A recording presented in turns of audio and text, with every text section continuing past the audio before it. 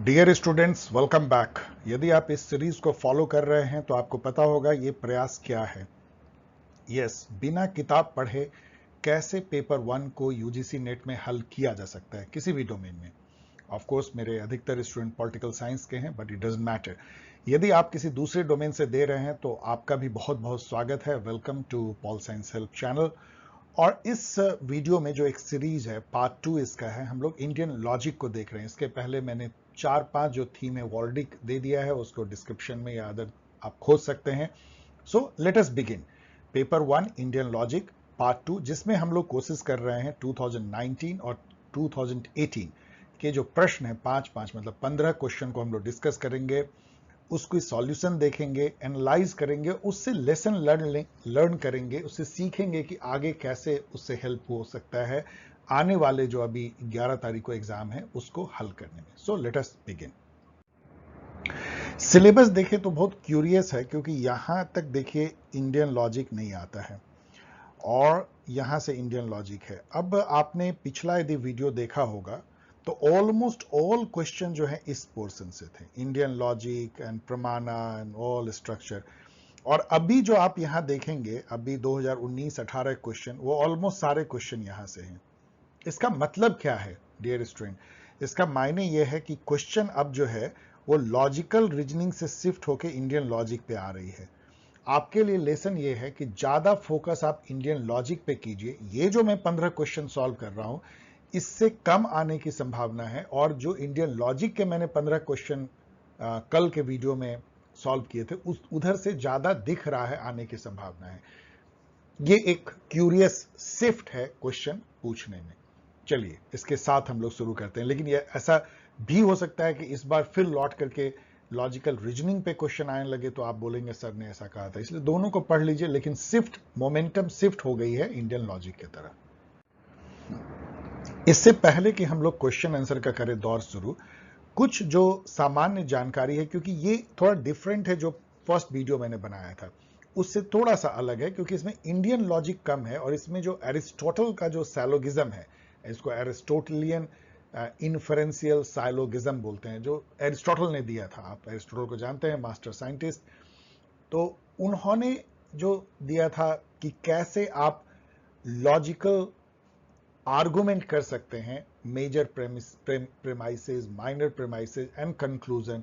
उसमें major term क्या होता है, माइनर टर्म क्या होता है, मिडिल टर्म क्या होता है, ये सब चीजें पहले आप जान लीजिए, क्योंकि इसमें काफी सारे वो क्वेश्चन हैं। अब सैलोगिज्म जो है, दूसरी बार मैं आपको बता रहा हूं, it is a form of arguing in which two statement, जिसको कि मेजर और माइनर प्रेमिसेस बोलते हैं, आप देख सकते हैं मेजर प्रेमिसेस, टू स्टेटमेंट या प्रोपोजिशन कह लीजिए, are used to prove a third statement, so conclusion बोलते हैं। जैसे कि ऑल ह्यूमन आर मोर्टल, ये जो है मेजर प्रेमिसेस हो गया। आई एम ए ह्यूमन, ये एक माइनर प्रेमिसेस हो गया, देयरफॉर आई एम मोर्टल, तो ये जो है कंक्लूजन हो गया। इसको एरिस्टोटल का सैलोगिज्म कहते हैं। अब ये आप समझ गए। अब इसका एक और एग्जांपल देखिए, major premises, smoke is always accompanied by fire, मतलब where there is smoke there is fire, इसको ऐसे भी आप लिख सकते हैं। तो ये हो गया मेजर प्रेमिसेस। माइनर प्रेमिसेस है, दिस हिल हैज स्मोक, उस पहाड़ी पे है धुआं। कंक्लूजन है, therefore this hill has fire, उस पहाड़ी में आग लगी हुई है। अब यहां पे कुछ टर्म और देखिए ये सब्जेक्ट है, स्मोक जो है ये सब्जेक्ट है, और प्रेडिकेट क्या है, फायर। आपको पता है प्रेडिकेट सब्जेक्ट क्या होता है ग्रामर में? जो कर्ता होता है और उसके बारे में जो कहा जाए वो प्रेडिकेट होता है। तो जो प्रेडिकेट होता है मेजर प्रेमिसेस का प्रेडिकेट, इसको आप 5 बार रख लीजिए, वो उसको मेजर टर्म बोलते हैं। तो ये क्या हो गया, ये मेजर टर्म हो गया, याद रखिए, इसको आप भूल नहीं सकते हैं, predicate of the major premise. Then यहां देखिए हिल, दिस हिल जो है वो सब्जेक्ट है माइनर प्रेमिसेस का। तो जो सब्जेक्ट होता है माइनर प्रेमिसेस का वो कहलाता है माइनर टर्म। और यहां हिंदी में भी देखिए, कोई कई बार आपको हिंदी में भी जानना होगा, इसको बोलते हैं साध्य, जिसको साधा जाए, साध्य मेजर टर्म को। माइनर टर्म को बोलते हैं पक्ष। तो minor term is the subject of the minor premises. यहां प्रेमिसेस लिखना चाहिए था, मैंने टर्म ही लिख दिया है, प्रेमिसेस। तो एंड मिडिल टर्म क्या है, जो दोनों में मौजूद है। आप यदि देखेंगे तो दोनों में मौजूद है स्मोक। स्मोक जो है दोनों में मौजूद है, मेजर और माइनर प्रेमिसेस में, तो इसको मिडिल टर्म कहते हैं। इसको लिंगा भी बोलते हैं, हेतु भी बोलते हैं, हेतिक भी बोलते हैं, कारक भी बोलते हैं, मार्क बोलते हैं, स्मोक। अब देखिए सबसे इसमें जो इंपॉर्टेंट है, जो प्रूफ करता है, वो मिडिल टर्म है। सारा गेम जो है मिडिल टर्म का है। कैसे? मिडिल टर्म एक यूनिवर्सल रिलेशन एस्टैब्लिश करता है, जो हमारा पूर्व नॉलेज है, कि जहां जहां धुआं है वहां वहां आग है। मतलब यदि धुआं है तो आग होगा ही। इसको बोलते हैं इनवेरिएबल कॉनकमिटेंस या यूनिवर्सल रिलेशन, आप कह लीजिए कि स्मोक और फायर का ये है, जहां जहां स्मोक होगा वहां वहां फायर होगा। याद रखिए डियर स्टूडेंट, उल्टा इसका यूनिवर्सल नहीं है। जहां जहां फायर होगा वहां वहां स्मोक होगा जरूरी नहीं है। बहुत सारे ऐसे चीज होते हैं जो एकदम फियरी होते हैं। रेड हॉट आयरन ले लीजिए, लोहा का एक रॉड, लेकिन उसमें कोई भी धुआं नहीं होता। बहुत सारे आग ऐसे होते हैं जो धुआं नहीं होता, इसलिए इसका कन्वर्स ट्रू नहीं है। तो स्मोक लेकिन जहां होगा वहां फायर होगा।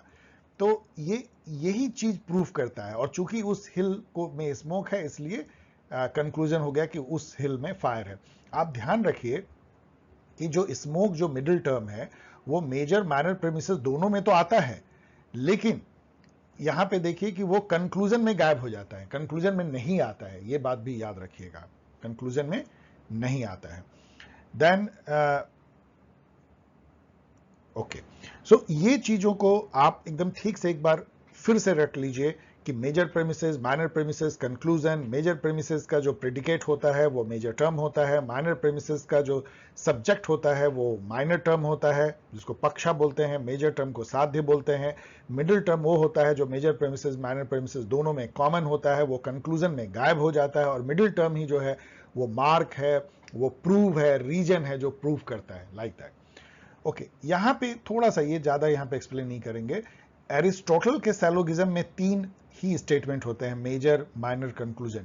लेकिन जो इंडियन लॉजिक है, खास करके न्याय में, उसमें जो है 5 जो है प्रपोजिशन होते हैं जिसे हम प्रूव करते हैं। उसका नाम जो है प्रतिजना, हेतु, दृष्टांत, उपायना, मतलब एप्लीकेशन, निगमना होता है। ये कल मैंने डिस्क्राइब किया था, आज मैं छोड़ रहा हूं, लेकिन इसको पढ़ लीजिएगा।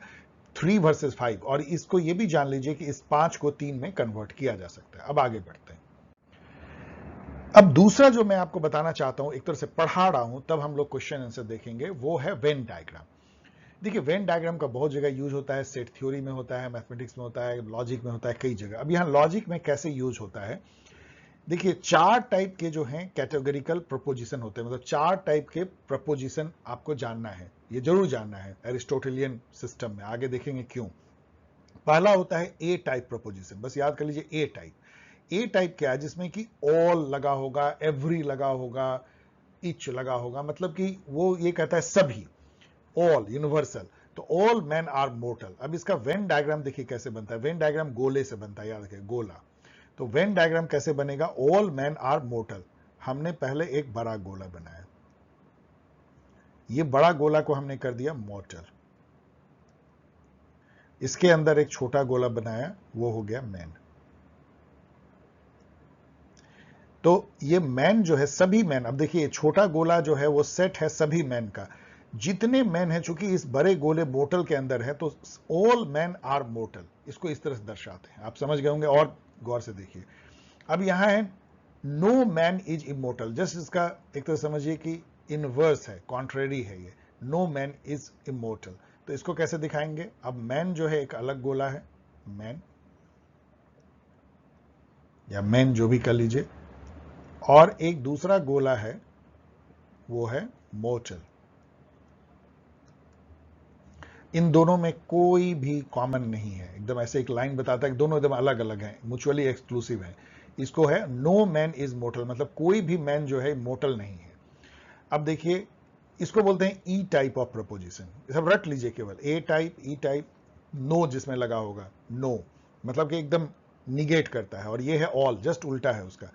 अब ये है सम, यहां पे ऑल है और यहां सम, यहां क्वांटिटी केवल चेंज हो गई, बाकी पी क्यू सब सेम है, मतलब ये दोनों सेम है। सम मैन आर ऑनेस्ट। अब इसको कैसे दर्शाएंगे, 2 गोले एक दूसरे को काटेंगे ऐसे।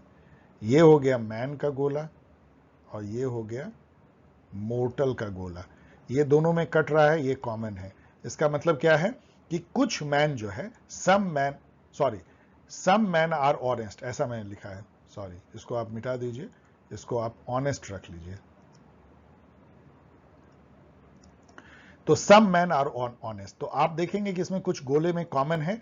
इसका मतलब है कि ये यहां जो फॉल कर रहे हैं सम मैन आर ऑनेस्ट, और यहां जो फॉल कर रहे हैं सम मैन आर नॉट ऑनेस्ट, ये यहां पे जो है, ठीक है। अब इसको कहते हैं आई टाइप, सम मतलब ये बीच बीच का कॉमन। ओ टाइप जो है वो some man are not honest, some man are honest, some man are not honest. उसको कैसे दिखाएंगे? सेम हम जैसे वहां दिखाए थे, ये हमने ले लिया, लेकिन अब इसको हम हाईलाइट करेंगे। तो ये हो गया मैन, ये हो गया ऑनेस्ट, तो सम मैन आर नॉट ऑनेस्ट। ये चूंकि कॉमन नहीं है तो सम, ये इस चीज को भी आप और थोड़ा सा नेट पे जाके पढ़ लीजिए, ये आपको आना चाहिए। क्यों मैंने ये दोनों चीज बताई है आगे आप देखेंगे। अब आइए जून 2019 के पेपर को हम लोग देखते हैं, शुरुआत करते हैं with this initial knowledge. If proposition student are serious is taken to be false, ये फॉल्स है, मतलब स्टूडेंट आर सीरियस एक प्रपोजिशन है जो कि फॉल्स है। इसका मतलब क्या है कि स्टूडेंट्स आर नॉट सीरियस, ये है true. Then which of the following proposition can be true, ये कॉमन सेंस क्वेश्चन, इसका आपको कोई वेन डायग्राम बनाने की जरूरत नहीं है। देखिए students are serious is taken to be false, इसका मतलब students are not serious. Then which of the following propositions can be true, all students are serious, ये कभी होगा जब ये कह दिया गया कि स्टूडेंट्स आर नॉट सीरियस, तो ऑल स्टूडेंट्स आर सीरियस तो होगा नहीं। All students are not serious, ये हो भी सकता है, नहीं हो सकता, क्योंकि लिखा है स्टूडेंट्स आर नॉट सीरियस, यहां फॉल्स के चलते नॉट लगा दीजिए। तो स्टूडेंट्स आर नॉट सीरियस में हमको पता नहीं है कि some students are not serious और ऑल स्टूडेंट, तो ये हो सकता है कि हो सकता है, यस मे बी, यहां तो मे बी तो पूछ रहा है। Some students are not serious, yes ये तो है ही, मे बी, ये भी maybe, yes maybe, D लिख दीजिए।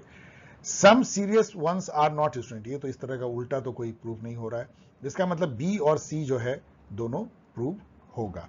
इसको आप कैसे और भी आसानी से कर सकते हैं, देखिए स्टूडेंट्स आर नॉट सीरियस, ये सीधा इससे निकलता है सी कि some students are not serious, ये तो बिल्कुल सही है। If students are not serious then some students are not serious. अब यहां सी ऑप्शन देखेंगे तो कोई नहीं है, सी के साथ बी चिपका हुआ है ही, तो आपको बी सोचना ही पड़ेगा कि होगा, और वो उतना रॉन्ग भी नहीं है, इस तरह से आप इसको निकाल सकते हैं। ये कॉमन सेंस क्वेश्चन है, इसके लिए आपको कोई सैलोगिज्म या कोई वेन डायग्राम देखने की जरूरत नहीं है। आइए अब 27 नंबर क्वेश्चन को देखते हैं, जो टिपिकल एक सैलोगिज्म का होता है, जो अभी आपको मैंने नॉलेज दिया उसके बेसिस पे देखिए क्या हम लोग इसको क्रैक कर सकते हैं। अब ये कह रहे हैं कि दो प्रेमिसेस दिए गए हैं, some rings are bell, premises मतलब प्रपोजिशन, स्टेटमेंट, डिक्लेरेशन, मतलब हाइपोथेसिस भी कह सकते हैं। Some rings are bell, no ring is ornament. अब इसको हम लोग डायग्राम जो मैंने आपको बताया है, चलिए उसको बनाते हैं। सम रिंग्स आर बेल, तो सम है, इसका मतलब कि दो गोले बनेंगे जो एक दूसरे को काटेगा। तो ये मान लीजिए ये रिंग है, आर लिख देते हैं, और ये गोला जो है जो इसको काटेगा ये बेल है। तो इसमें ये कॉमन है, इसका मतलब सम रिंग जो है बेल है। ये आपको मैंने बताया कि सम को इस तरह से ही बनाते हैं, और ये भी आप यहां याद कर लीजिए कि इस तरह के जो प्रेमिसेस होते हैं या प्रपोजिशन होते हैं उसको हम लोग कहते क्या है, इसको आई टाइप कहते हैं। चलिए ऐसे ही आपको बता दिया। नो रिंग इज ऑर्नामेंट, अब यहां पे चूंकि नो रिंग है तो एक गोला बनाएंगे। अब ऑर्नामेंट, रिंग तो यहां पे है ही, सॉरी इस साइड में चलिए छोड़ देते हैं, उल्टा हो जाएगा, मान लीजिए यहां बना देते हैं। ये जो है रिंग तो है ही, ये ऑर्नामेंट है, और इन दोनों में कोई भी कॉमनलिटी नहीं है, मतलब कोई कहीं कट नहीं करता, म्यूचुअली एक्सक्लूसिव है, कोई मेंबर एक दूसरे को कट नहीं करता। तो ऐसे एक लाइन से बता देते हैं। अब ये रिलेशन आपको ये भी पता हो कि इस तरह का रिलेशन कि नो रिंग इज ऑर्नामेंट, इन दोनों को मिला करके हम ई टाइप जो है स्टेटमेंट कहते हैं। और यहां ये भी एक बार फिर से याद कर लीजिए कि ए टाइप स्टेटमेंट होता कि ऑल रिंग्स आर बेल, तो वो ए टाइप का होता, और ओ टाइप का क्या होता, जो इसका उल्टा, आई का उल्टा, मतलब सम रिंग्स आर नॉट बेल, तो इस टाइप का वो टाइप का होता। चार टाइप का जो है फिर से एक बार याद कर लीजिए, जो ए ऑल वाला, ई नो वाला, आई सम वाला, और ओ जो है सम नॉट वाला। इसको ऐसे याद कर लीजिए, बहुत जगह काम देगा आपको, अभी आगे देखेंगे। अब यहां पे देखिए कि यदि ये दोनों गोले बना दिए वेन डायग्राम, तो इससे क्या निकलता है, एक एक करके टेस्ट करते हैं। All bells are ornament, all bells are ornament, इससे कहां साबित हो रहा है, क्योंकि बेल यहां पे है, ऑर्नामेंट यहां है, ऑल बेल्स ऑर्नामेंट, इस तरह से कुछ इसमें है नहीं, हो भी सकता है नहीं भी हो सकता है, ऑल बेल्स आर ऑर्नामेंट ऐसा नहीं है कि नहीं हो सकता है, लेकिन इस गिवन सिचुएशन में तो बिल्कुल संभव नहीं लगता है, क्योंकि यदि ऑल बेल्स ऑर्नामेंट होगा तो हमको ऑर्नामेंट को एक बड़ा बड़ा गोला बनाना पड़ेगा, तो यदि ये इससे रिंग से कट रहा है तो वो भी रिंग से कटने लगेगा। ये ऐसा, इसमें कोई ऐसा प्रपोजिशन है नहीं जो आपको ये साबित करे, तो इसलिए इसको काट दीजिए।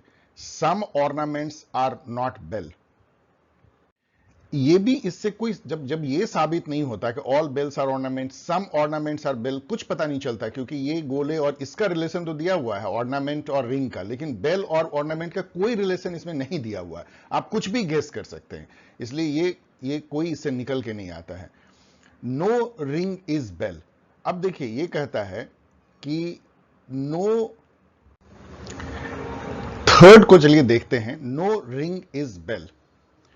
अब देखिए यहां पे ये स्टेटमेंट पहले ही कह रहा है कि रिंग और बेल, जो यहां वेन डायग्राम में भी है, कि कुछ दोनों में कॉमन है, तो कुछ बेल तो, कुछ रिंग तो बेल है ही और कुछ बेल भी रिंग है, ये तो यहां साबित हो रहा है कॉमन है, तो ये स्टेटमेंट तो उसको कंट्राडिक्ट कर देता है कि नो रिंग इज बेल, ऐसा नहीं हो सकता है, सम रिंग्स आर बेल, ये है यहां पे लिखा हुआ भी है सम, इसलिए ये भी कट जाता है। अब इसको जरा देखिए, वैसे तो यही सही होना चाहिए, लेकिन इसको टेस्ट भी करते हैं। All bells are not ornaments, अब देखिए बेल और ऑर्नामेंट के बीच की बात कर रहा है, अब गौर कीजिए कि रिंग और ऑर्नामेंट में कोई कॉमनलिटी नहीं है, मतलब बिल्कुल एक्सक्लूसिव है, और कुछ बेल जो हैं वो रिंग हैं, इसका मतलब कुछ बेल जो रिंग हैं, जो यहां पे हैं, वो तो कभी ऑर्नामेंट नहीं हो सकते हैं, क्योंकि यह यहां पे कह दिया गया है कि रिंग और ऑर्नामेंट में कोई नाता नहीं है, और कुछ बेल जो है वो रिंग है, तो ये जो कॉमन वाला पोर्शन है वो देखिए क्या साबित करता है, ये साबित करता है कि all bells are not ornament. Of course ये जो पोर्शन बेल का है वो कभी ऑर्नामेंट नहीं हो सकता है, ये एकदम यहां पे प्रूफ्ड है। क्यों? इससे प्रूफ्ड है कि रिंग और ऑर्नामेंट का कोई नाता नहीं है, और कुछ पार्ट रिंग का, बेल का पार्ट कॉमन है, इन दोनों से यह साबित होता है कि all bells are not ornament, मतलब कि सम बेल्स जो हैं वो ऑर्नामेंट हो भी सकते हैं, नहीं भी हो सकते, कुछ पता नहीं है, लेकिन ऑल बेल्स ऑर्नामेंट नहीं हो सकते हैं, दैट इज फॉर श्योर, ये एकदम पूरा पक्का पता है।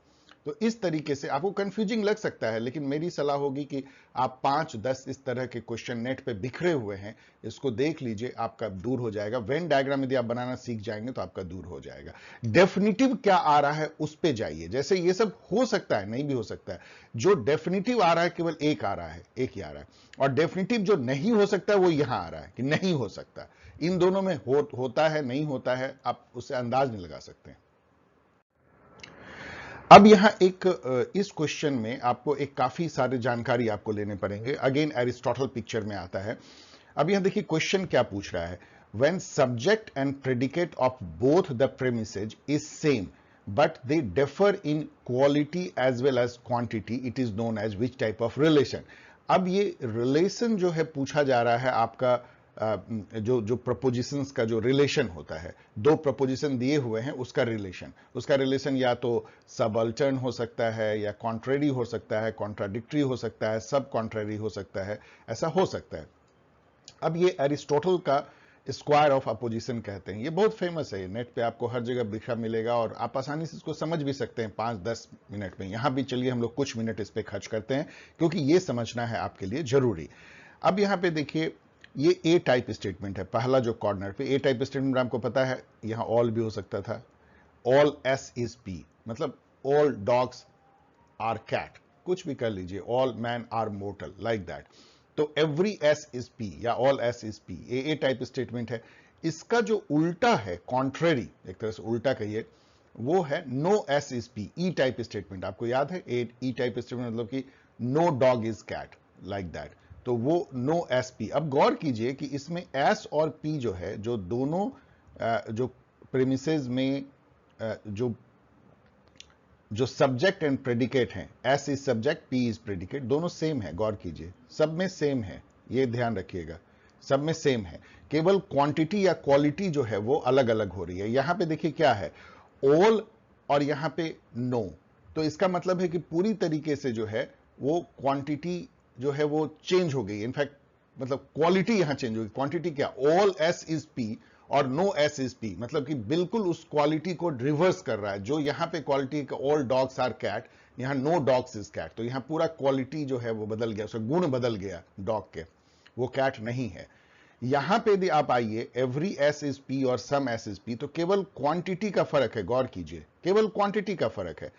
यहां ऑल है, यहां सम है, मतलब यहां पूरे हैं टोटल पॉपुलेशन और यहां पे कुछ है, तो ये क्वांटिटी का फर्क है, क्वालिटी सेम रह गया, क्वालिटी बिल्कुल सेम रह गया।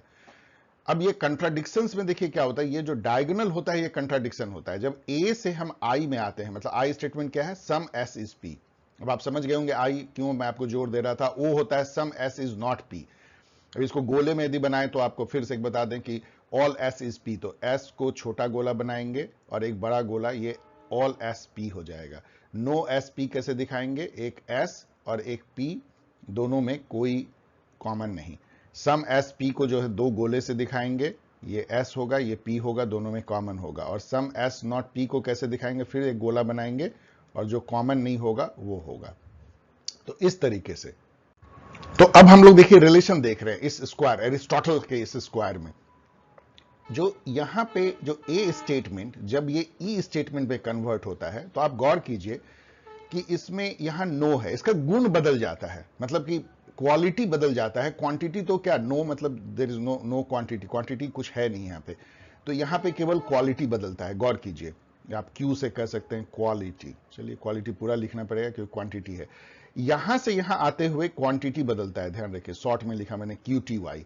अब देखिए ए से जब ओ स्टेटमेंट में आते हैं, बड़ा मजेदार है, इसमें दोनों बदल जाता है। यहां पे क्या है, ऑल एस इज पी और यहां है some S is not P. पहले तो ऑल एस के चलते यहां क्वांटिटी बदली और फिर नॉट के चलते कि इसका गुण ही बदल गया, क्वालिटी क्वांटिटी दोनों। तो इसमें जो है क्वाल प्लस क्वांट दोनों बदल जाते हैं कंट्राडिक्शन में। तो इस तरीके से आप यहां पे देखिएगा दोनों में, तो क्वांटिटी सेम है, some S is P some is not, केवल क्वालिटी बदल जाती है, केवल ओनली क्वालिटी,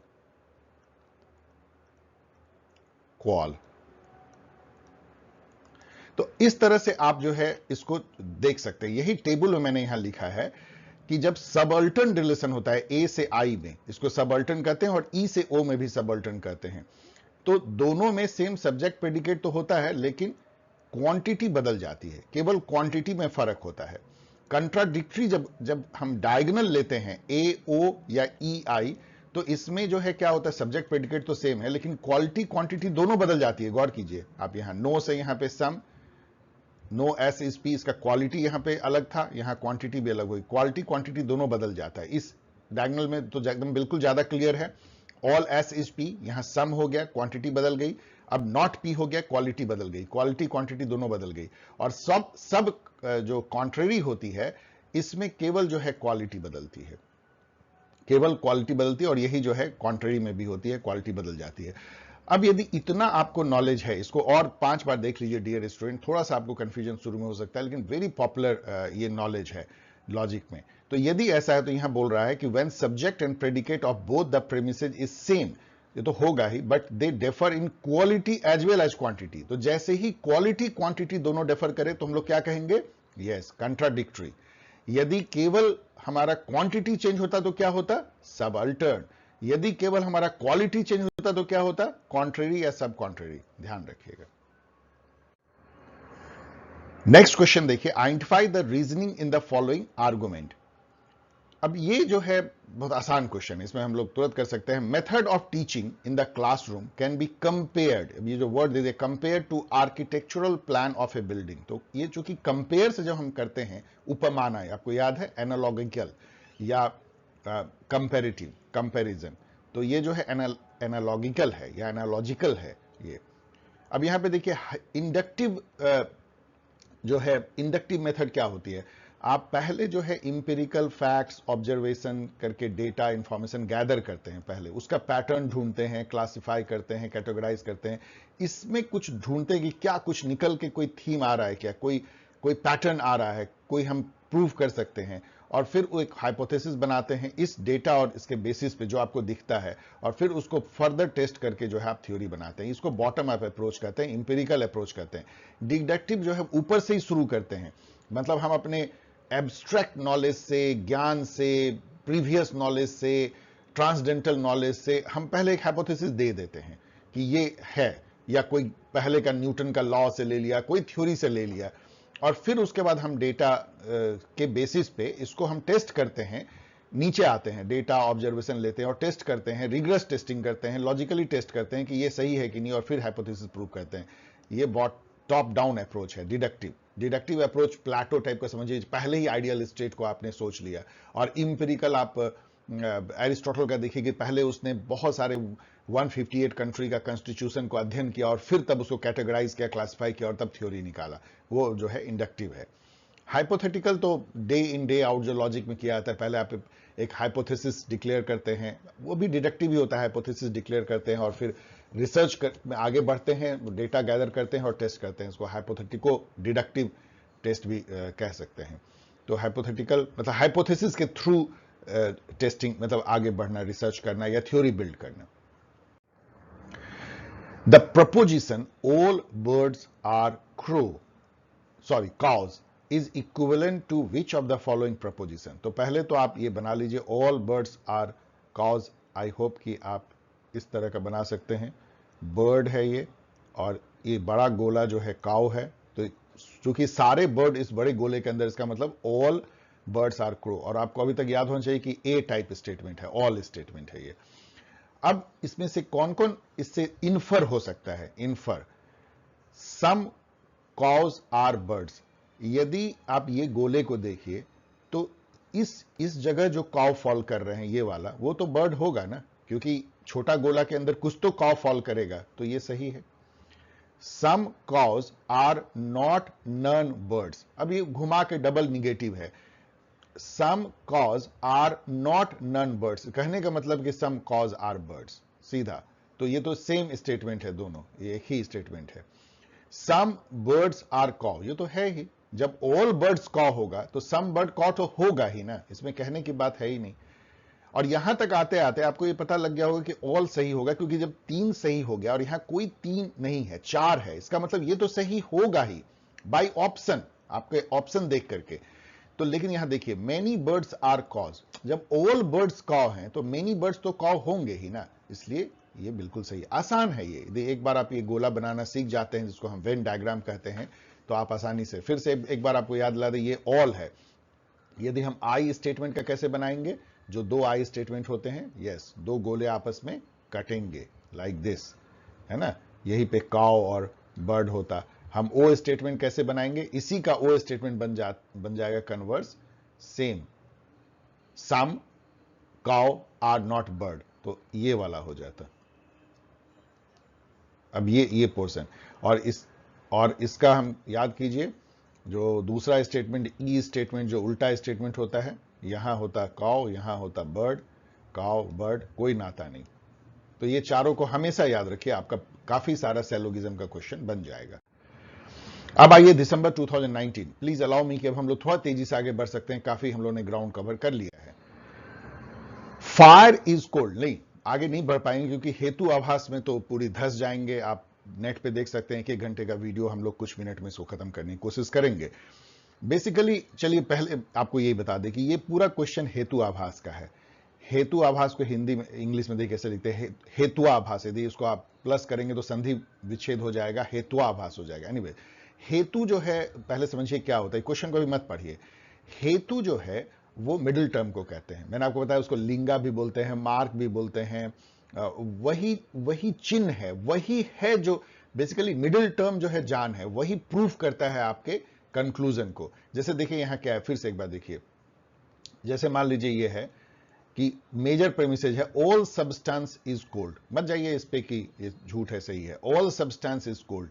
माइनर प्रेमिसेज है फायर इज सब्सटेंस। अब आप याद कीजिए कि जो मेजर प्रेमिसेस का जो प्रेडिकेट होता है वो मेजर प्रेमिसेस का प्रेडिकेट मेजर टर्म होता है, जिसको साध्य भी कहते हैं। यहां कोल्ड जो है साध्य है, और माइनर प्रेमिसेस का जो सब्जेक्ट होता है वो पक्ष होता है, मतलब वो माइनर टर्म होता है। तो यहां फायर जो है माइनर टर्म या पक्ष है, और जो मिडिल टर्म जो दोनों में कॉमन होता है सब्सटेंस, सब्सटेंस कॉमन है, तो मिडिल टर्म जो लिंगा, हेतु और हेतिक जो है सब्सटेंस है।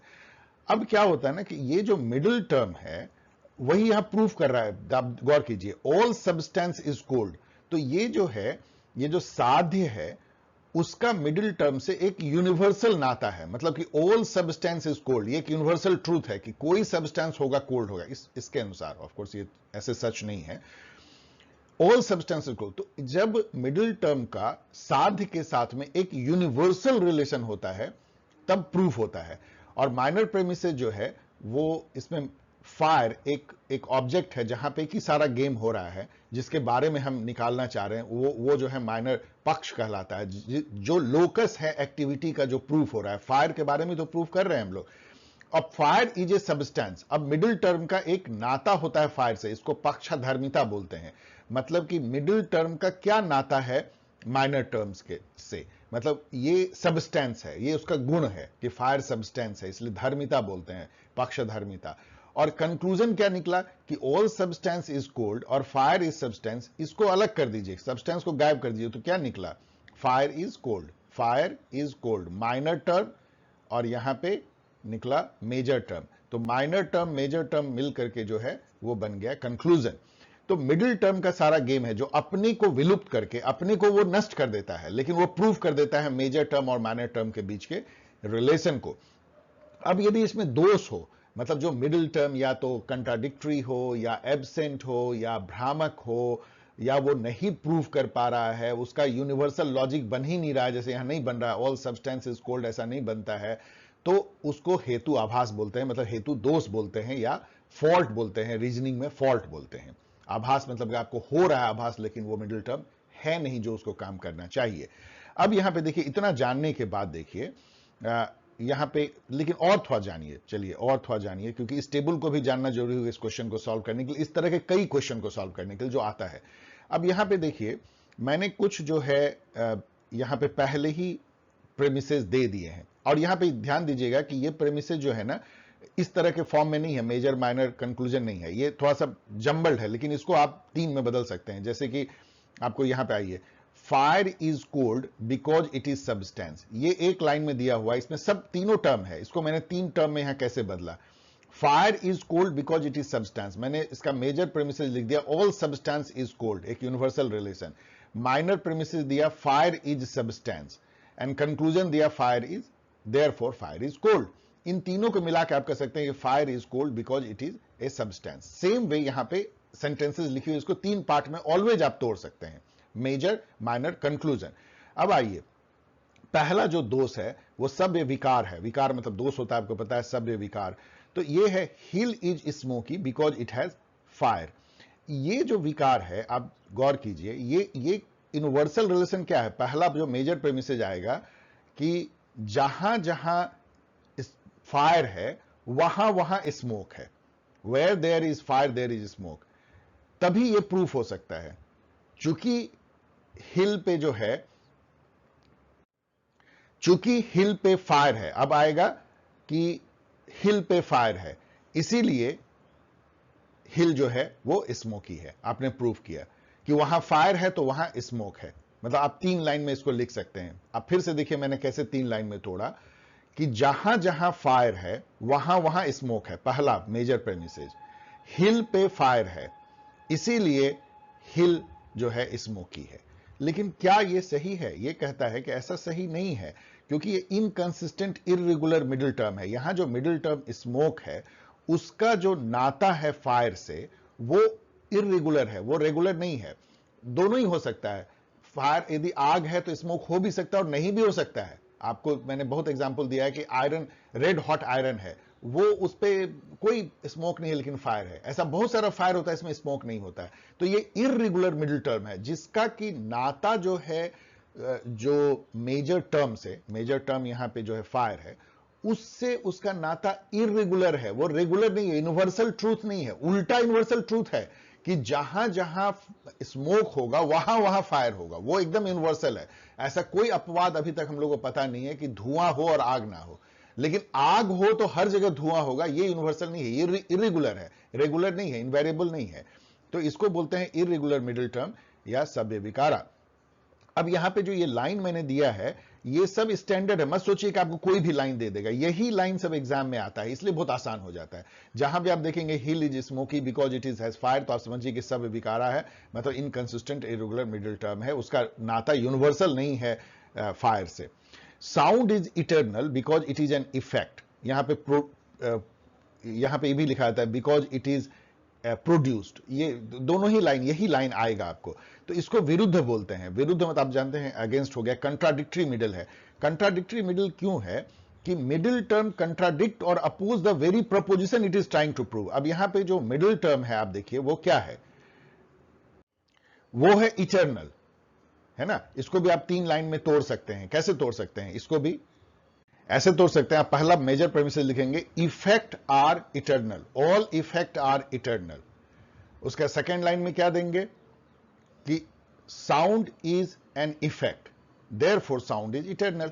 तो 3 में आप बदल लेंगे। विरुद्ध देखिए क्या कहता है कि जो मिडिल टर्म है यहां इटर्नल, वो कंट्राडिक्टरी है। अब आप बताइए, इफेक्ट जो है वो कभी इटर्नल हो सकता है? कॉमन सेंसिकल, मतलब कॉमन सेंसिकल है ये। इफेक्ट जो है, कोई भी कॉज का इफेक्ट है, वो इटर्नल नहीं होता है, पहले कुछ होगा तभी कुछ होगा, वो अपने आप में इटर्नल नहीं है। कोई भी चीज जो इफेक्ट होता है वो ट्रांजिएंट होता है, जब वो कॉज खत्म हो जाता है तो वो खत्म हो जाता है। तो इस तरह का जो मिडिल टर्म जो कंट्राडिक्ट, खुद ही अपने स्टेटमेंट को कंट्राडिक्ट करता है, sound is eternal because it is an effect, no, sound is not eternal. In fact ये कंट्राडिक्ट करता है कि साउंड इटर्नल नहीं है, ट्रांजिएंट है। तो इसको विरुद्धा बोलते हैं। अगेन मैं आपको फिर से याद दिला रहा हूं कि ये सब स्टेटमेंट घिसा पिटा आएगा, ऐसे ही आएगा। Sky flower which smells good because it is a flower. अब इसको असिद्धा बोलते हैं। असिद्ध मतलब कि जो सिद्ध नहीं हुआ है, सिद्ध मतलब कि जो प्रूव्ड है, अनप्रूव्ड। ये अनप्रूव्ड मिडिल टर्म है, इसका इंग्लिश हो गया ये। अब ये बेसिकली कह रहा है कि there is no universal relation between the middle term and साध्य। एक तो ये है जो यहां भी है, उसका मिलता जुलता हुआ, लेकिन यहां पे ये है कि ऐसा कुछ होता ही नहीं है, एब्सेंस ऑफ मिडिल टर्म और लोकस, मतलब है ही नहीं मिडिल टर्म उस टाइप का। अब देखिए यहां पे क्या है, sky flower which smells good because it is a flower. यहां प्रॉब्लम क्या है कि जो स्काई फ्लावर है, जो कि पक्ष है, मतलब आप इसको 3 पार्ट में जब तोड़ेंगे, माइनर टर्म है, तो पक्ष जो है वो नॉन एग्जिस्टेंट है ही नहीं, यहां पे पक्ष ही नहीं है, क्योंकि स्काई फ्लावर नाम की कोई चीज होती ही नहीं है, स्काई में कोई फ्लावर नहीं होता है। तो इस तरह का जो आर्गुमेंट है जहां पे कि या तो मिडिल टर्म ही गायब है या पक्ष ही गायब है, मतलब जिस पे आप गेम खेलेंगे, स्काई फ्लावर का आप गुण जानने की कोशिश कर रहे हैं, प्रूफ करने की कोशिश कर रहे हैं, और जिस चीज को, जैसे कि lotus, sky lotus smell very good because it is flower, इस टाइप का जितना भी स्टेटमेंट आएगा वो सब असिद्ध होगा, क्योंकि वो या तो मिडिल टर्म ही गायब है या पक्षा ही गायब है। ये ध्यान दीजिएगा। Fire is cold because it is a substance, अभी हम लोगों ने देखा, ये इसको बाधित बोलते हैं। बाधित का मतलब ये होता है कि जो मिडिल टर्म जो है ना, वो कंट्राडिक्ट होता है by direct source of knowledge perception से। मतलब आप यहां क्या है, ये सारा जो लॉजिकल स्टेटमेंट से हम निकालते हैं ये इन्फरेंस है, और इन्फरेंस जो है थोड़ा घटिया या थोड़ा छोटा सोर्स ऑफ नॉलेज माना जाता है। सबसे बड़ा क्या माना जाता है? प्रत्यक्ष, छू के, सूंघ के, मतलब अपने सेंस ऑर्गन से। अब fire is cold because it is a substance, हमको आपके ये इन्फ्रेंस की जरूरत नहीं है, हम लोग जानते हैं, हम टच कर सकते हैं फायर को कि वो हॉट होता है, हमको पता है वो हॉट है, by observation, by sense organ. तो जब हम दूसरे किसी प्रमाण से जो उससे भी स्ट्रांग हो, उससे यदि मिडिल टर्म कंट्राडिक्ट हो जाए या नॉन इन्फ्रेंशियल हो, ये स्टेटमेंट नॉन इन्फ्रेंशियल है, आपको इन्फ्रेंस की जरूरत नहीं है। जहां प्रत्यक्ष को क्या प्रमाण, मतलब आपके हाथ में कंगन है, तो क्या आप मिरर लेकर के बोलेंगे कि देखो चूंकि इसमें दिख रहा है इसलिए मेरे हाथ में कंगन है? हाथ कंगन को आरसी किया, वो भी यही बात कहता है, बाधित है। मतलब जहां पे कि प्रत्यक्ष है वहां पे हमें कोई इन्फ्रेंस की जरूरत नहीं है, और वो कंट्राडिक्ट भी हो रहा है कि fire is cold because it is substance. तो ये चारों को डियर स्टूडेंट रुक करके ना खूब बढ़िया से आप 10 मिनट 15 मिनट पढ़ लीजिएगा। नेट पे भी थोड़ा पढ़िएगा, जो बहुत अच्छे से नहीं दिया गया है। वीडियो देखिएगा तो आप बहुत कंफ्यूज कीजिएगा, क्योंकि बहुत लोगों ने समझाने की कोशिश की, ठीक से नहीं समझाया है। लेकिन फिर भी मुझे आशा है कि यदि इसको 10 बार यदि आप देख जाइए तो डेफिनेटली आप चारों को देख लेंगे। इसमें मैंने आपको एक और जो है, मैंने सप्त प्रतिपक्ष नहीं बताया, उसकी जरूरत भी नहीं है, और उसमें 2 मिडिल टर्म होता है, दोनों अलग बातें करते हैं, वो आपको नहीं आएगा।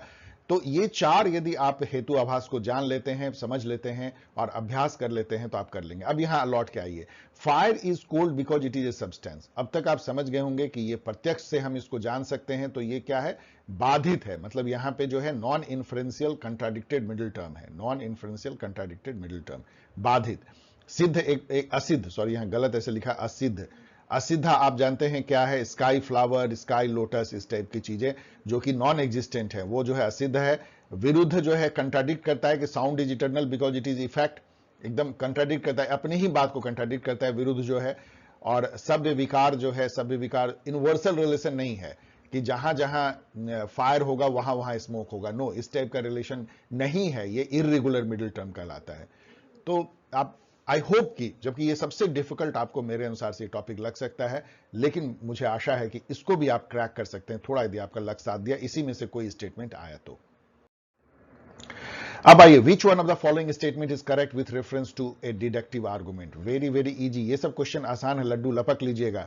डिडक्टिव का मतलब क्या है समझिए, the relation between premises and conclusion in one of matter of fact, नहीं। The relation between premises and conclusion is one of logical necessity, हम लॉजिक से चलते हैं। दो स्टेटमेंट दिया हुआ है, मेजर माइनर, इसी को देख के जो हम डिडक्ट करते हैं, और हम तीसरा कहीं से कुछ नहीं लाते, बस लॉजिकल नेसेसिटी के चलते हम प्रूव करते हैं, वो डिडक्टिव रीजनिंग कहलाती है, डिडक्टिव आर्गुमेंट कहलाता है। डिड्यूस करते हैं हम प्रेमिसेस से, और हम कहीं से नहीं लेते, पूर्व नॉलेज से, इसीलिए इसको अनुमाना कहते हैं। If two propositions are related in such a way that they cannot both be true together, although they may both be false together, then such a relation is called. अब यहां पे चूंकि वही आपको जो है स्क्वायर आ गया, एरिस्टोटल का A, यहां पे E, यहां I, यहां O, आई होप कि अब आपको सब याद है। A मतलब ऑल, S इज P, ये वाला, ये नो, S इज P, यहां पे सम, S इज P, और यहां पे सम, S इज नॉट P। आपको याद है ये भी याद होगा कि ये कॉन्ट्रेरी होता है, ये सब कॉन्ट्रेरी होता है, सब अल्टर्न होता है, ये कंट्राडिक्टरी होता है, डायगोनल वाले। अब यहां पे कह रहा है, if two propositions are related in such a way that they can not be both be true together, although both may be false together. तो इस तरह के रिलेशन को हम क्या कहते हैं, चलिए इसका नॉलेज हम लोग आगे लेते हैं। मैंने आपको यहां ग्राउंड दे दिया, इसके लिए थोड़ा सा हम लोग आगे पढ़ाई करते हैं, फिर से अरिस्टोटल के स्क्वायर को देखते हैं। अब यहां पे देखिए क्या है, फिर से मैंने उसको प्रोड्यूस कर दिया, जो वहां पे आपने देखा। अब तक आपको याद हो जाना चाहिए, नहीं तो याद कर लीजिए, तुरंत तुरंत ड्रॉ कर लीजिएगा, हमेशा दिमाग में भी, आप पेन पेपर लेकर के। अब यहां पे देखिए क्या है, कॉन्ट्रेरी में, जैसे कि मान लीजिए यहां पे आप लीजिए contrary, all human are female and no human are female. ये दोनों जो है, ये कॉन्ट्रेरी ऐसे ही होगा ना, ऑल ह्यूमन्स आर फीमेल, और यहां पे है नो ह्यूमन्स आर फीमेल। ये क्या दोनों एक टाइम में सही हो सकता है? एक सही होगा तो दूसरा फॉल्स होगा। ऑल ह्यूमन्स आर फीमेल यदि है तो नो ह्यूमन्स आर फीमेल तो नहीं हो सकता है। तो कॉन्ट्रेरी ऐसा रिलेशन होता है जो एक ही साथ जो है ट्रू नहीं हो सकता है, लेकिन एक ही साथ दोनों फॉल्स जरूर हो सकते हैं। गौर कीजिए, ट्रू एक साथ मतलब जी नहीं सकते, एक साथ मर सकते, इस टाइप की बात समझिए। Can not be true at same time, लेकिन but false same time. False कैसे? मान लीजिए कि all humans are female, false है, सपोज फॉल्स है कि all humans are not female, तो फिर ये चीज जो है कि नो ह्यूमन्स आर फीमेल, ये भी फॉल्स हो जाता है। क्यों? आप सोच के देखिए, क्योंकि ये रिलेशन क्या है, all humans are not female मतलब फॉल्स है, मतलब all humans are not female मतलब कि some humans are female, some are not female, मतलब जैसा है, यही है ना, all humans are not female. तो ऐसे में नो ह्यूमन्स आर फीमेल भी फॉल्स हो जाता है, मतलब ये भी हो जाएगा कि सम ह्यूमन्स आर फीमेल होना पड़ेगा, नो नहीं होगा। मतलब कंट्राक्ट, यदि आपको मेरी बात नहीं भी कन्विंसिंग लग रही है तो मैं कहूंगा कि इसको रट लीजिए कि कॉन्ट्रेरी में दोनों एक साथ ट्रू नहीं हो सकते हैं, लेकिन एक साथ फॉल्स हो सकते हैं। रट भी लीजिए, लेकिन जो मैं बोल रहा हूं उसको आप एनालाइज करेंगे तो आप समझ जाएंगे कि दोनों एक साथ फॉल्स भी हो सकते हैं। अब आइए ये वाले रिलेशन में, ए टू आई में, सब अल्टर्न में। अब यहां पे देखिए अगेन वही लीजिए, all humans are female true है, some humans are female also true होगा। ये दोनों ऐसा है कि साथ में ट्रू होगा ही होगा, मतलब ये ट्रू तो ये भी ट्रू, क्योंकि ऑल ह्यूमन्स फीमेल है तो सम ह्यूमन तो होंगे ही फीमेल ना। और दोनों जो है फॉल्स भी सेम टाइम हो सकते हैं।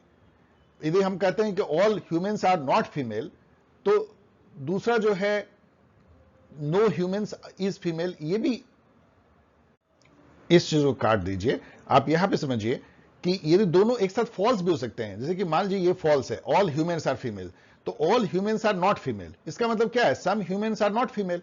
ये जो यही चीज आएगा ना, इसका फॉल्स जो होगा, तो सम एस इज नॉट पी, तो ये भी दोनों साथ सही हो जाएगा। इसका मतलब क्या है कि सब अल्टर्न में दोनों ही साथ साथ चल सकते हैं, दोनों साथ जी सकते हैं, दोनों साथ मर सकते हैं। सब अल्टर्न याद कर लीजिए, दोनों साथ ट्रू हो सकते हैं, they can both be false same time. Sub contrary में आइए, सब कॉन्ट्रेरी में सीधा इसका हम लोग रिजल्ट देख रहे हैं, बाकी आप पढ़ लीजिएगा। They cannot both be false same time, मतलब कि एक ट्रू है तो दूसरा ट्रू होगा। सम ह्यूमंस आर फीमेल, यदि ये ट्रू है तो some humans are not female भी ट्रू होगा, तो दोनों एक साथ ट्रू होंगे, लेकिन दोनों एक साथ फॉल्स नहीं हो सकते हैं। एक यदि फॉल्स होगा तो दूसरा ट्रू हो जाएगा। मान लीजिए ये फॉल्स है, some S is not P, तो ये जो है ट्रू हो जाएगा, सम एस इज नॉट पी अपने आप में ट्रू हो जाएगा। इसका मतलब दोनों एक साथ फॉल्स नहीं हो सकते हैं, लेकिन यहां पे देखिए कि दोनों एक साथ ट्रू हो सकते हैं सब कॉन्ट्रेरी में। कंट्राडिक्शंस में क्या है, यहां देखिए ऑल एस इज पी और सम एस इज नॉट पी, तो ये एक ही टाइम में दोनों सही हो ही नहीं सकते हैं। यदि ये फॉल्स है, मान लीजिए कि all humans are not female, तो some humans are not female, यदि ये फॉल्स, देखिए मैं जो अभी आपको फॉल्स बोल रहा हूं उसमें थोड़ा गौर कीजिएगा, इनकंसिस्टेंसी हो सकती है, क्योंकि ऑल ह्यूमंस आर फीमेल का फॉल्स ये भी होता है कि नो ह्यूमंस आर फीमेल, ये भी उसका उल्टा है। फॉल्स का मतलब ये भी है, जबकि दूसरा तरह से आप सोच सकते हैं कि all humans are not female, ये भी फॉल्स है, लेकिन वो भी फॉल्स है कि नो ह्यूमंस आर फीमेल, उसका जस्ट कंट्राडिक्ट कर रहा है वो। तो यदि ऐसा है कि no humans are female and some humans are not female, ये दोनों एक साथ ट्रू नहीं हो सकते हैं, तो इसलिए कंट्राडिक्शन में भी एक साथ ट्रू नहीं होंगे, लेकिन दोनों एक साथ फॉल्स हो सकते हैं। अब इसको सोच के आप देख लीजिएगा, दोनों एक साथ फॉल्स हो सकते हैं। चलिए, यदि आपको ये पूरा बहुत कंफ्यूजिंग लग रहा है तो नेक्स्ट में आप ये टेबल को रट लीजिए, मैं कहूंगा सीधा रट लीजिए, इस टेबल को याद कर लीजिए। एग्जाम के टाइम में इतना एनालाइज करने की जरूरत नहीं है। कॉन्ट्रेरी में क्या है, ट्रूथ यदि देखें, और ये किसके किसके बीच होता है, ए और ई टाइप के बीच होता है। फिर से एक बार आपको याद दिला रहा हूं, ए जो है ऑल और ई जो है नो वाला है, तो ये दोनों एक साथ true, both cannot be true same time, दोनों एक साथ जी नहीं सकते हैं। Both can be false together, लेकिन मर सकते हैं एक साथ। सब अल्टर्न याद कीजिए, वर्टिकल वाला रिलेशन है ए और आई और ई एंड ओ के बीच में, तो both can be true same time, दोनों साथ जी सकते हैं, दोनों साथ मर सकते हैं, याद कर लीजिए। सब कॉन्ट्रेरी जो है नीचे वाला है, आपको याद कीजिए, आई और ओ के बीच में बॉटम में, both can be true same time but both cannot be false, मतलब जी सकते हैं साथ, मर नहीं सकते हैं। और कंट्राडिक्टरी में जो है दोनों ही नहीं कर सकते, बोथ कैनॉट जी सकते together, both cannot die together, both cannot be true at the same time, both cannot be false. आप इसको रट लीजिए, मैं सलाह दूंगा, तीसरी बार मैं बोल रहा हूं, रट लीजिए इसको, आपको हेल्प होगा। और किसके किसके बीच में ये दिमाग में ले आइए, ऑलवेज स्क्वायर को समझ याद कीजिए, ए यहां पे आई, यहां ई ओ, कंट्राडिक्टरी दोनों, ये कॉन्ट्रेरी, सब अल्टर्न, एकदम पूरा दिमाग में बिठा लीजिए, आप कभी मिस नहीं करेंगे। अब आइए सेम क्वेश्चन को देखते हैं। If two propositions are related in such a way that they cannot both be true together, तो यही दो है जो कि cannot be both true together, या तो कॉन्ट्रेरी या सब कॉन्ट्रेरी, लेकिन है but both may false together, लेकिन दोनों साथ फॉल्स हो सकते हैं, तो ये तो केवल एक ही बच गया कॉन्ट्रेरी, तो ये हो जाएगा कॉन्ट्रेरी। अब आप बिल्कुल आप इसको क्लियरली समझ सकते हैं, और यदि समझे नहीं है तो इवन एटलीस्ट इसको याद करके तो बना ही सकते हैं। Which one of the following is true with respect to the first figure of categorical syllogism? ये जो है ना, इसको categorical syllogism बोलते हैं। अगेन हमारे ग्रेट एरिस्टोटल ने इसको दिया है। कैटेगोरिकल इन सबको कैटेगोरिकल प्रोपोजिशन बोलते हैं, CP बोलते हैं। इन तीनों को मिला के कैटेगोरिकल सैलोगिज्म बोलते हैं। इन्फेरेंस है, याद कीजिएगा, जो 5 सोर्स ऑफ नॉलेज है ना, प्रत्यक्ष मतलब परसेप्शन, इन्फेरेंस, शब्दा, इंप्लीकेशंस, कंपैरिजन, उसमें से एक है इन्फेरेंस, उसकी बात हम करें जो लॉजिक से निकालते हैं, जिसको डिडक्टिव लॉजिक भी कहते हैं आप। तो इसके बारे में देखिए क्या, फिर से मैंने आपको दे दिया major premises, minor premises, conclusion. एक बार चलिए फिर से याद कर लीजिए। Major premises, all things which have smoke has fire, इसमें सब्जेक्ट क्या है, स्मोक है, फायर जो है प्रेडिकेट है, जो प्रेडिकेट होता है यही मेजर टर्म बन जाता है, जिसको साध्य बोलते हैं। साध्य इसलिए बोलते हैं कि सब कुछ साध्य के बारे में ही हमको जानना है, मतलब फायर के बारे में ही तो हम लोग जानने की, फायर ही वो गुण है जिसके बारे में हम सब यहां डिस्कस कर रहे हैं। सॉरी, मतलब फायर के बारे में नहीं जान रहे हैं, मतलब फायर वो गुण है जो हमें कंक्लूजन को में दिखता है, मतलब उसी का कंक्लूजन है। पक्ष जो है वो इस ऑब्जेक्ट है जिसके बारे में हम जानना चाह रहे हैं, वो क्या होता है, द हिल हैज स्मोक। जो सब्जेक्ट है माइनर प्रेमिसेस का वो पक्ष बन जाता है, माइनर टर्म बन जाता है। यहाँ हिल वही लोकस है जहां एक्टिविटी हो रही है, जहां आग लगी हुई है, और मिडिल टर्म वो है जो दोनों को जोड़ता है, स्मोक स्मोक वही प्रूव करता है। उसको लिंग, हेतु या हेक्तिक या मार्क भी बोलते हैं। मिडिल टर्म और माइनर टर्म जो माइनर प्रेमिसेस में होता है यहां पे, उसको पक्षधर्मिता बोलते हैं, क्योंकि वो गुण है पक्ष का। हिल हैज स्मोक, वो उसका गुण है कि स्मोकी है वो। और जो मेजर टर्म से जो रिलेशन है स्मोक एंड फायर जो है, वो लिंग परामर्शा है, और वो व्यापक होना चाहिए, मतलब कि वो यूनिवर्सल होना चाहिए। स्मोक और फायर का रिलेशन, स्मोक जो इसमें लिखा हुआ है वो होना चाहिए, तभी ये प्रूफ होगा। इसको लिंगा परामर्शा बोलते हैं। ये सब सारे टर्म मैंने आपको बताए हैं, एक बार फिर से याद कर लीजिए। अब ये क्वेश्चन देखिए क्या कहता है, the middle term is the subject of the major premises and the predicate of the minor. Middle term is the subject of the major premises and predicate of the minor premises. अब ये क्या सही बोल रहा है, देखिए smoke जो है वो सब्जेक्ट है मेजर प्रेमिसेस का, और प्रेडिकेट है माइनर प्रेमिसेस का। तो ये स्टेटमेंट सही है। तो अभी इसको चलिए यहां रख लीजिए कि लग रहा है सही है। The middle term is the predicate of the major premises, no, ये तो यहीं छट गया। The middle term is the subject of the major premises, subject तो है, but predicate of the conclusion, no, conclusion में मिडिल टर्म नहीं होता, याद रखिए, कंक्लूजन में मिडिल टर्म नहीं होता है। तो जहां आया प्रेडिकेट ऑफ द कंक्लूजन, ये दोनों तो 50-50 गेम खेल दिए, और यहां पे भी कट गया तो एक ही बच गया ये। तो इस तरीके से आप इस तरह के क्वेश्चन को तो अब आप नहीं मिस कर सकते कि मिडिल टर्म कौन है, माइनर टर्म, मेजर टर्म कौन है। फाइनली चलिए दिसंबर 2018 के क्वेश्चन को देखते हैं, 5। इसमें मुझे लगता है कम टाइम लगना चाहिए। अब ये तो बिल्कुल आसान है, जो मतलब सैलोगिज्म पे है। All mammals are warm blooded animal, तो हमने बना दिया, ये मैमल बना दिया, और वार्म ब्लडेड एलिमेंट WBA लिख दिया, और लिजर्ड के साथ में कोई रिलेशन नहीं है। No lizard are warm blooded animal, मतलब इसके और इसके बीच में कोई भी नाता नहीं है। अब जरा सा देखिए कि इसमें से क्या निकल करके आता है।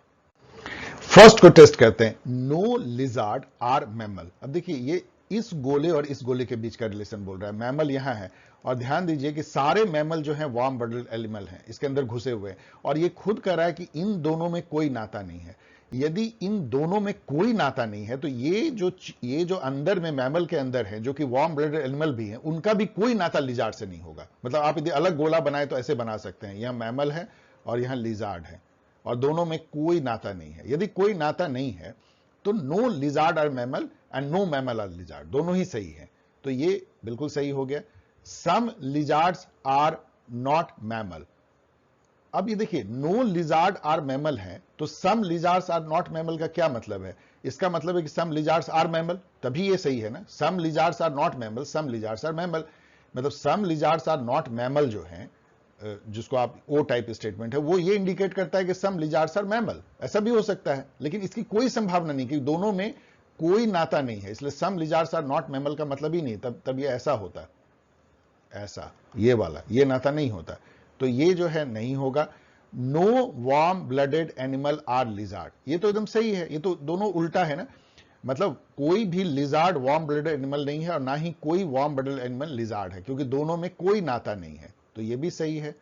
All warm blooded animal are mammal, ये बड़ा जनरल है, आप समझिए।